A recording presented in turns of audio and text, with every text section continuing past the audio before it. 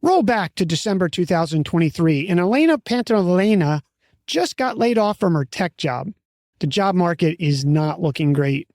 She has 8 months of savings in her bank account and no backup plan.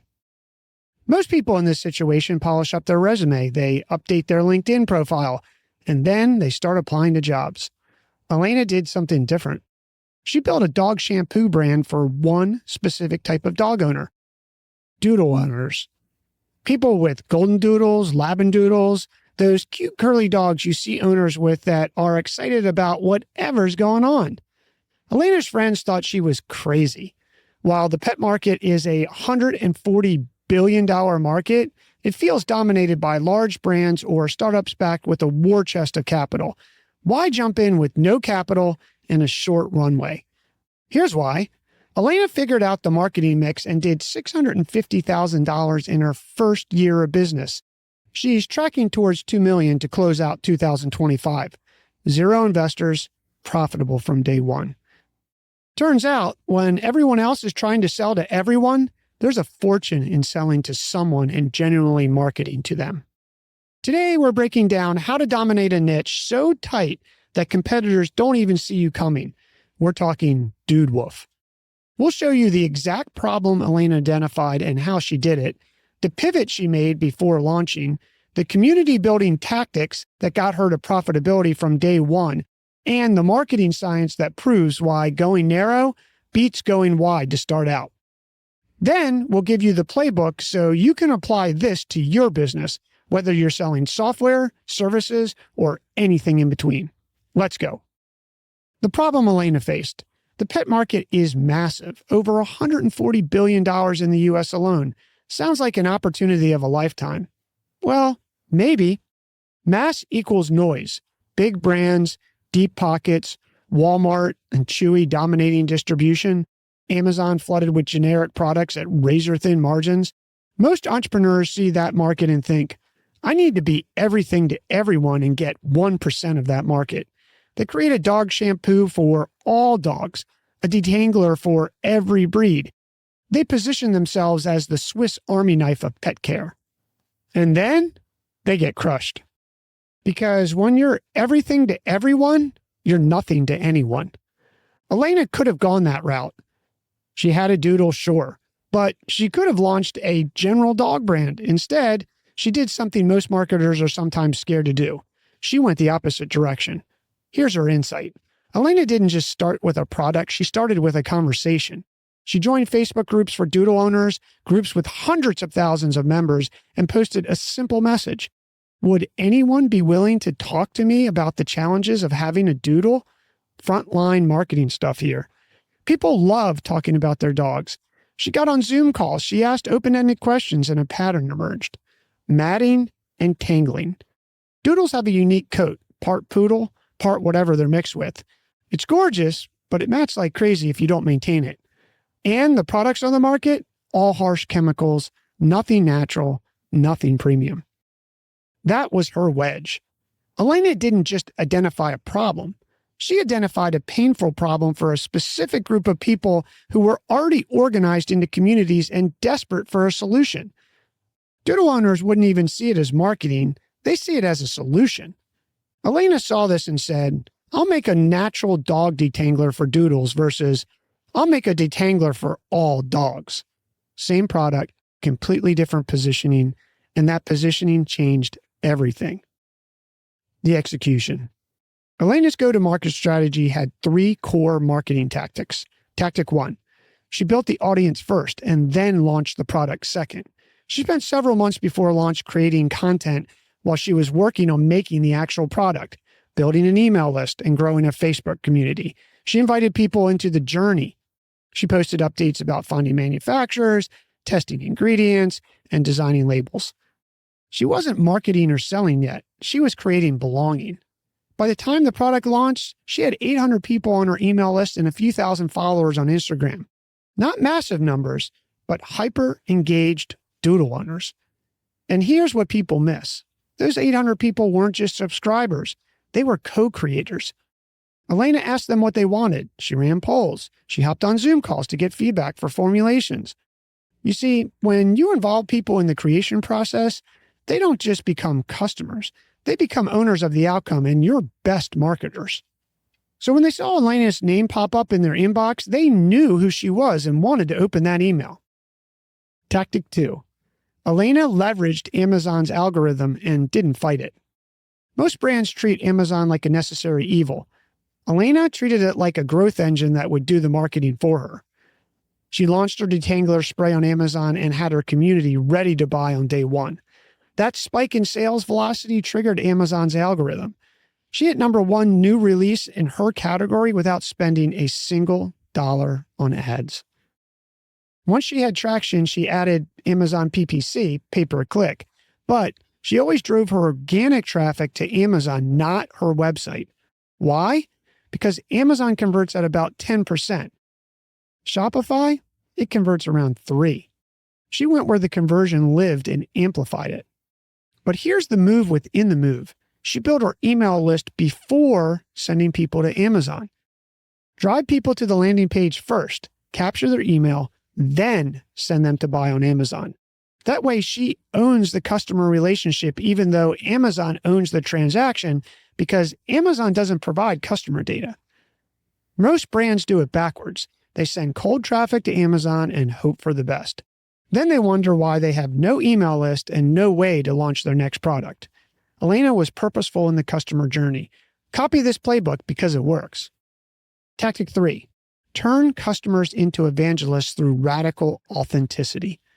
Elina didn't hide behind corporate speak. She responded personally to emails. She asked for product feedback. She built a two-way relationship.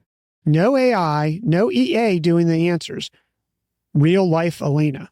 Customers noticed.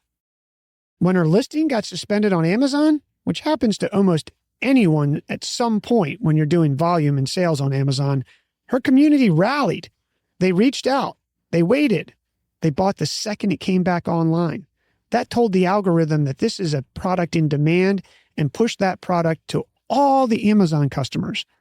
That's not customer loyalty. That's community. Tactic 4. Scale through influencers, not ads. Once Elina knew that she had product market fit, she needed to scale. But instead of dumping money into meta ads with uncertain ROI, she went to TikTok Shop and partnered with over 300 micro influencers. Here's how it works. She gives these influencers an affiliate commission for every sale they drive. No upfront payment, no risk, just performance-based partnerships. And these aren't celebrities with millions of followers. These are doodle owners with 1,500 to 50,000 followers who genuinely love their dogs and genuinely love Elina's products. The content's authentic. The recommendations feel real. And because it's all tracked through TikTok Shop, she can see exactly which influencers are driving sales and double down on what worked. And because she's the manufacturer that has high gross margins, she can offer people high affiliate commissions that earn influencers meaningful income. This is the future of e-commerce marketing, distributed advocacy at scale. And here's a newsflash for you. This works whether you're a little company or even a big company. Here's the science behind this marketing strategy.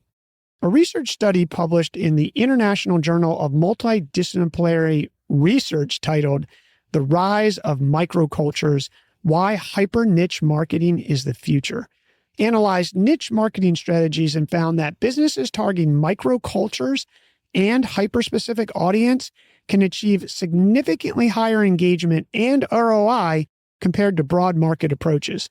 The study showed that niche marketing allows small firms to build stronger customer relationships through specialization and perceived expertise. When you niche down, you're not just targeting a segment. You're signaling that you understand that segment better than anyone else. The research emphasized that authenticity and community engagement are the core drivers of success in niche markets. Exactly what Elina executed.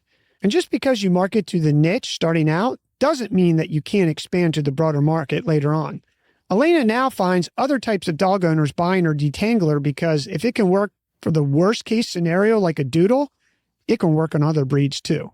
The niche positioning makes the product an expert that others can use as well for the same exact problem. Then there's the retention multiplier.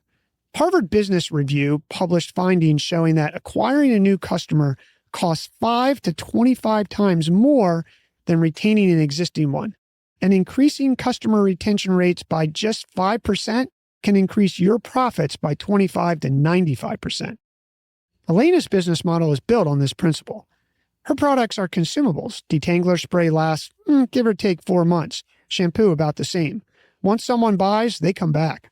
Her customer acquisition cost is front-loaded, but her lifetime value is compounding. So Elina isn't constantly chasing new customers. She's deepening relationships with the ones she already has. Here's your marketing playbook in 5 steps. Step 1, pick a niche so tight it scares you. Stop trying to serve everyone. Find a specific group of people with a specific problem that no one else is solving specifically for them. Elina picked doodle owners. You might pick SaaS companies with 10 to 50 employees, or better, SaaS companies in San Francisco Bay Area with 10 to 15 employees, or freelance designers who hate bookkeeping, or parents of kids with ADHD. You can make riches in the niches, but only if you commit. Here's the test. Can you find existing communities where these people are already gathering? If yes, your niche is viable. If they're scattered and unorganized, you're going to burn marketing dollars trying to aggregate them. Step 2, build your audience before you build your product. Join where your audience already hangs out. Facebook groups, Reddit threads, Slack communities, industry forums. Don't sell. Listen, ask questions, find the pain. Then document your journey and invite people behind the scenes. Create belonging before you create a customer. Elina's insight here was critical. She didn't ask people what product they wanted. She asked what challenges they were facing. That's the difference between building something people will tolerate and building something people will evangelize. Step 3, launch with velocity, not volume. You don't need 10,000 people on your email list. You need 500 people who are obsessed with what you're building. When you launch, have them ready to act on day 1. That concentrated spike of early traction, whether it's on Amazon, Product Hunt, or App Store rankings, creates algorithmic momentum you can ride for months. And here's the key. Market the outcome, not the product. Elina didn't say, buy detangler spray. She said, join me in creating the first all-natural grooming solution designed specifically for doodles. People don't buy products. They buy transformation and belonging. Step 4, optimize for retention, not just acquisition. Build a business model where customers come back, consumables, subscriptions, replenishment cycles. Then over-deliver on the experience so they never want to leave. Elina's customers didn't just buy her products, they joined her community. They follow her on Instagram. They defend her brand in Facebook groups. They know her dog's name. But here's what makes this sustainable. She's launching a new product every quarter and gives existing customers more reasons to stay engaged. One product is a customer. Multiple products is an ecosystem. The marketing is easy. That's the game. Step 5, know your unit economics cold. Elina was profitable from day 1 because she knew her numbers. She knew her cost of goods. She knew the customer acquisition cost, ARPU, or contribution margin, retention rate, and lifetime value targets, and then marketed into hitting those numbers. Marketers can get caught up in chasing vanity metrics, revenue, followers, likes. Elina chased profit per customer. That discipline meant she never had to take investor money. She grew on her own terms. If you don't know whether your 100th customer is more profitable than your 10th customer, you're guessing.